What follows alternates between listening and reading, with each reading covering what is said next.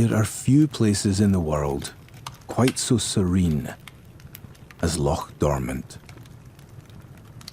Its position is one of near-perfect isolation. High up among the rolling, seemingly endless moors. It may not be the most famous loch in the world. It may not even be the most famous loch in the country. And yet, it is special in its stillness and its mystery.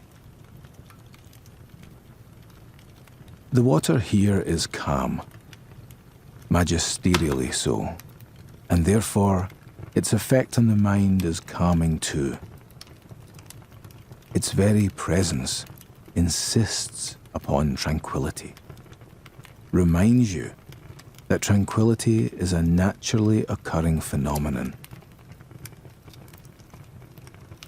From here in the lodge, we have a superb view out over the loch. And it's this view that we'll be enjoying this evening. We'll be drinking it in, lingering long over the details of the environment, its landmarks, and its wildlife. Before we do, I think it's nice to begin with a little wind down. Tonight's wind down is an exercise we call noting. It helps to soothe the mind, and once you've learned it, you can even use it if you wake up in the night. We're going to be counting our breaths, and then just gently noting thoughts and feelings as they arise. We're not trying to change them. We're simply labeling thinking as thinking, feeling as feeling. It may sound incredibly simple, but it can help to create distance between ourselves and the thought, ourselves and the feeling, so we don't get so involved in it. That in turn creates a more restful state of mind. In other words, the perfect state of mind for gentle, restful sleep. So to begin with, just take a moment or two to get comfortable. Make sure you're nice and cool. Just starting with some nice, big, deep breaths. Breathing in through the nose and out through the mouth.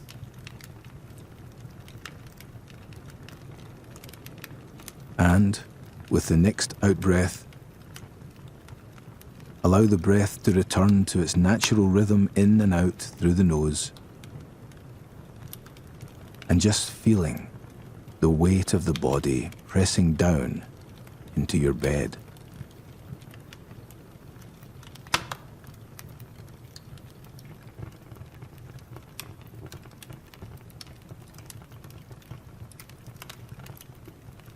And in your own time, start to count the breaths as they pass. 1 with the rise, 2 with the fall, just up to a count of 10. When you get to 10, you can stop and start again at 1. And remember, anytime you get distracted, the moment you realize you're distracted by thought, simply note it thinking and return to the breath. Or, if a feeling arises, feeling and return to the breath. That noting is very gentle, not harsh at all. Think of it like a feather, just gently touching the surface of a crystal glass. I'm going to give you a few moments just to keep counting the breath and noting any thoughts and feelings that arise.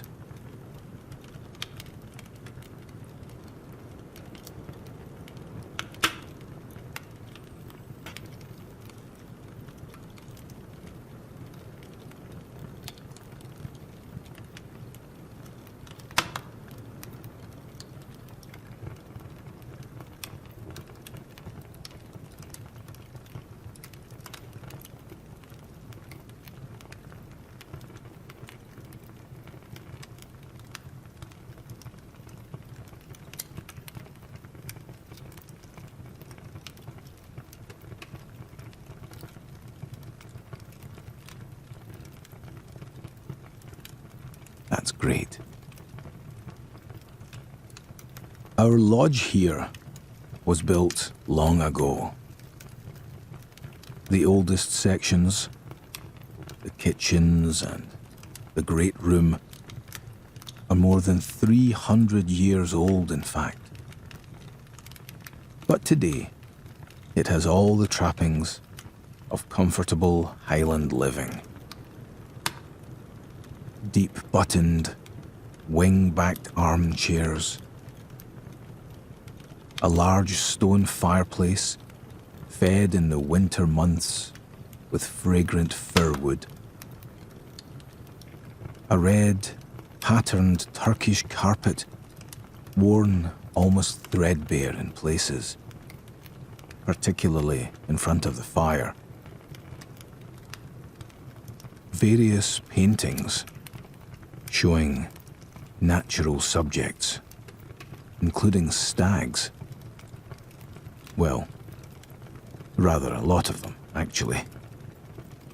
And many distinguished-looking ladies and gentlemen in clothing from times gone by. There are also pictures of the landscape in its various seasons. Here, all covered in snow. Here, when the heather is in full bloom and the moorland is a purple blanket, gently stirring in the sun. Here, at night, when the moon is doubled by its reflection in the water.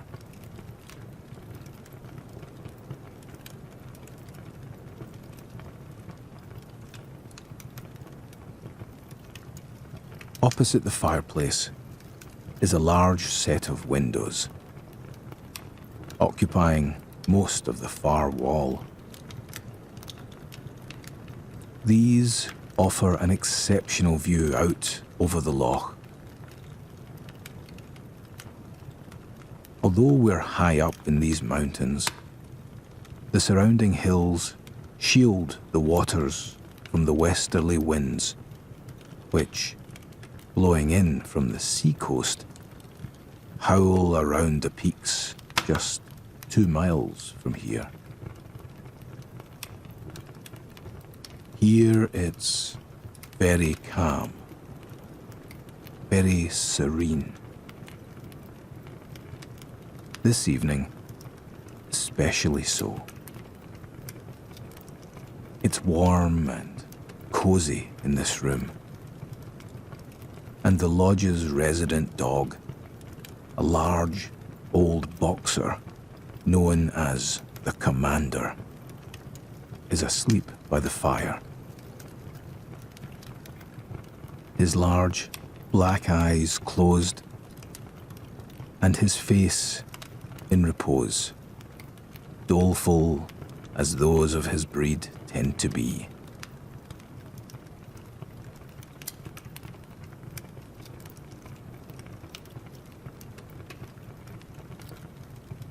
No one knows quite how deep the loch is. No plumb line has ever reached its bottom.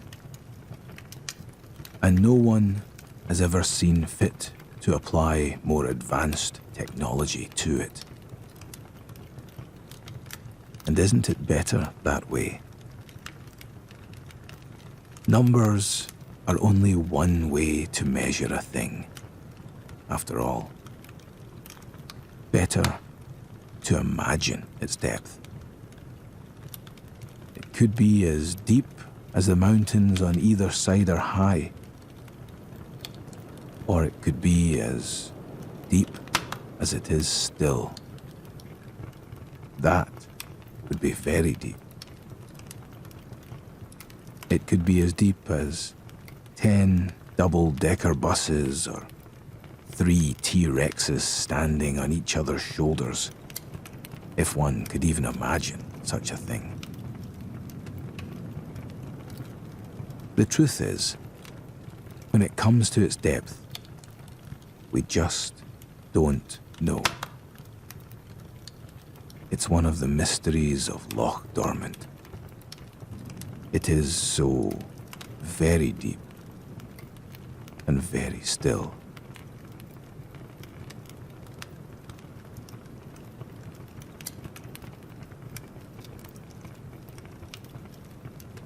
Over the years, many people have compared the loch to a mirror.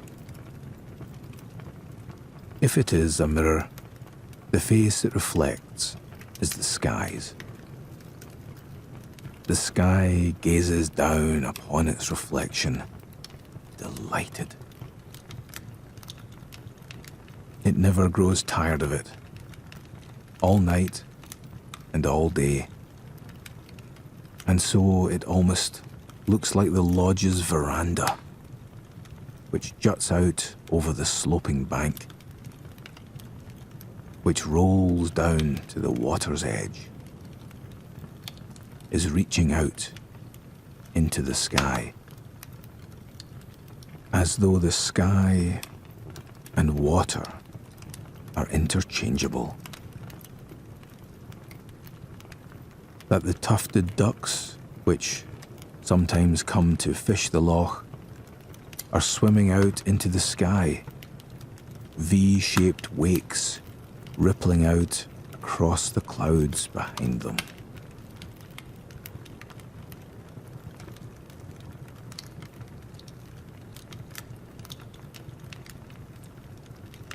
Loch Dormant is longer than it is wide. On a map, it looks like a great, long blue finger pointed out in the direction of the sea. Our lodge sits at its easterly tip, which means that some way off, we can see both its northern and southern banks.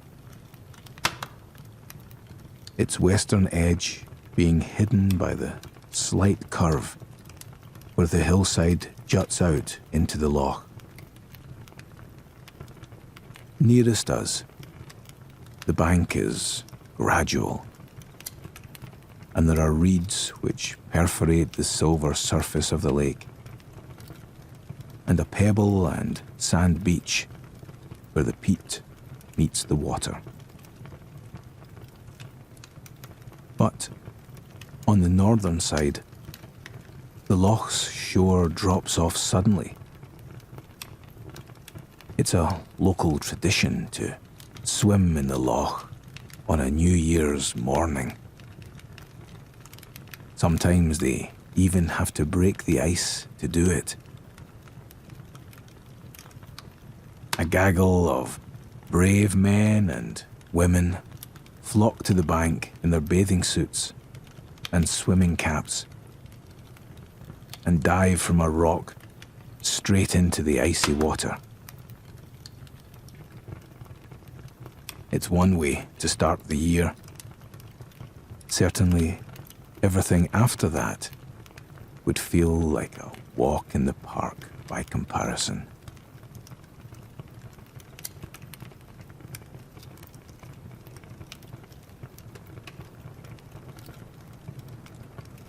The little beach beyond our veranda is a great place to skim stones. One of the prime locations for stone skimming maybe in all the world. The urge is irresistible. There seems to be an inexhaustible supply of good, flat, round pebbles to skim, despite the many centuries of stone skimmers who must have visited this shore. Where are these stones coming from?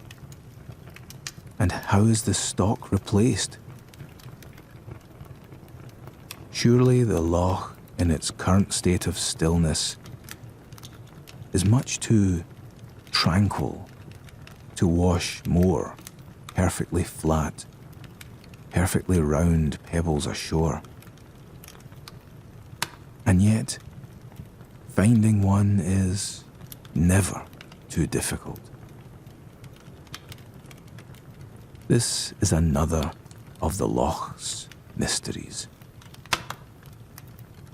If you get the angle just right, you might count more than 10 bounces. But beyond that, it becomes hard to discern the exact number. All you have to go on are the complex, overlapping ripples emanating out and out in the distance, overlapping like the mechanism of a clock. It is a pure kind of game, and declaring a winner is often a matter of honourable agreement. Of course, not all games have a winner. Stone skimming, in this respect, is more like play. Grown-ups delighting in a quirk of physics, that a rock thrown just right can turn the surface of a loch as bouncy as elastic.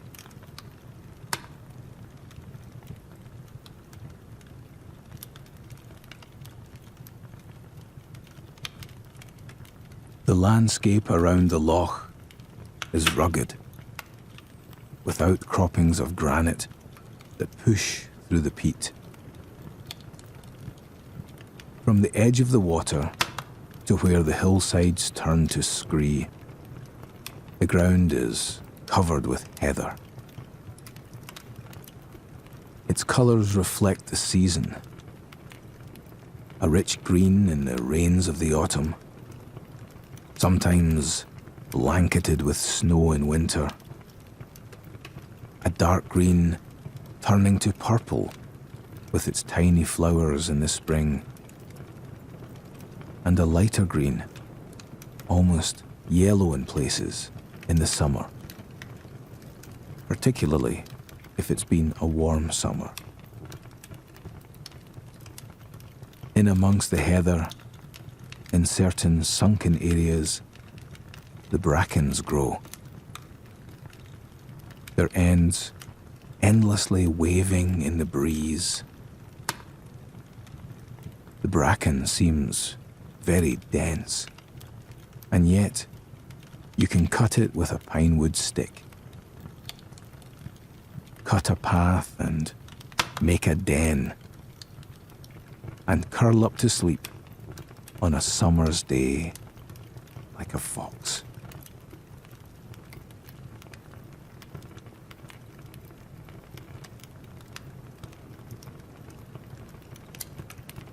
In the middle of the loch is an island, and on the island the ruins of a castle. This place was once the stronghold of the local laird. He had the walls built 4 feet thick in places. In the summer months, when the wind isn't too chilly, it's rather nice to take a boat out from the jetty and row over there. The stones are overgrown with ivy, but you can still make out the shapes of rooms where the nobleman and his attendants lived all those years ago. It would have been impossible for them to imagine, I suppose, that their stronghold would be overcome. Not by the neighbouring clan or marauders from over the sea, but time and the wind and 500 hard winters. What does it mean that all walls over a long enough period collapse? That the world's natural tendency is toward openness, flatness, and a lack of division. Maybe that is why Loch Dormant itself is so calm. Maybe that's the thing that it knows. That underlying everything, there is a kind of stillness, a kind of peace.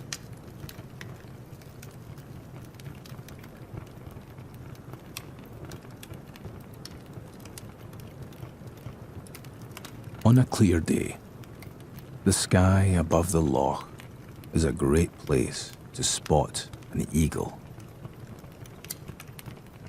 These huge birds sometimes have a wingspan of 5 or 6 feet. And with their wings outspread, the feathers at the tips splay out like fingers. They have a feel for the air's invisible currents and know how to turn them to their advantage, the way that a good skier can recognize a fast slope and turn their skis to ride down it. The eagles fish for the large salmon that live in the loch, dropping out of the sky like a stone and bearing fish off back to their nests, high up on the craggy peaks. Quite a lunch, and quite a view to go with it.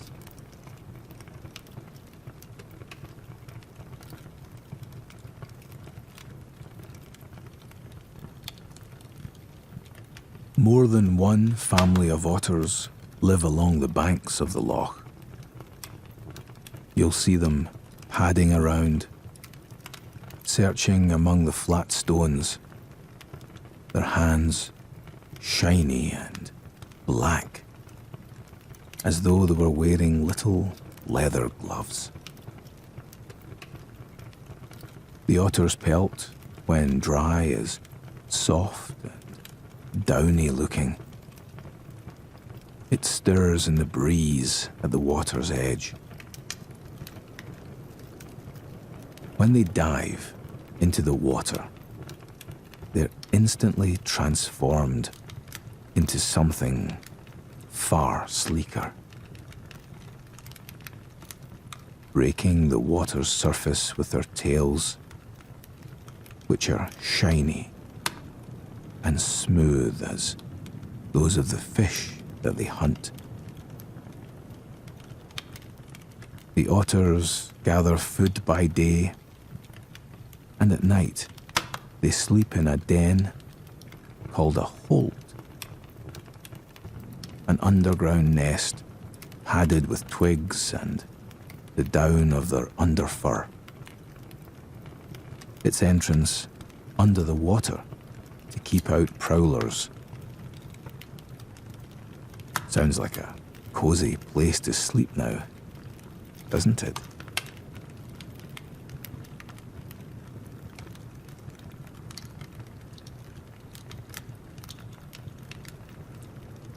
On the eastern banks of the loch, in the middle distance, you might make out a clutch of trees.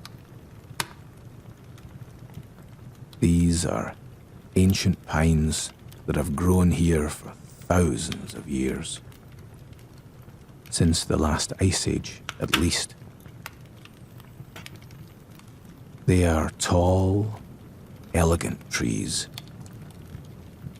the majority of their branches sprouting at their tops like clouds of green smoke around a tall chimney. Despite their proportions, the trees are strong, and even on the stormiest days, their trunks and branches are supple in the winds.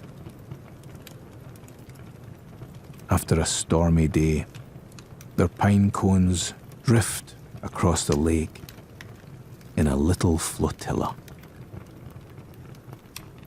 Their seeds, when they fall, have a single wing, so they turn as they fall, drifting on the breeze. You have to admire their perfect design.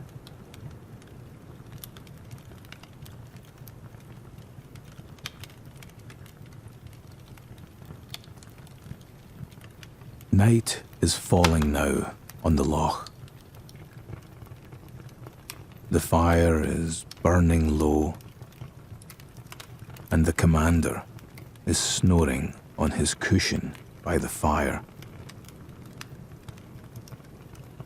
He opens his eyes for a moment and regards us from under his expressive brows before falling back into a deep sleep. The surface of the loch is still, perfectly still and perfectly calm. The moon appears on its surface, white and translucent as fine china. The loch reflects the moon and stars, and it's as though our lodge were built upon the edge of an endless vista of sky and stars and moon, stretching off into the night as far as the eye can see. A dream of stillness and night, of sky and stars and pine trees standing tall, and ripples on a loch.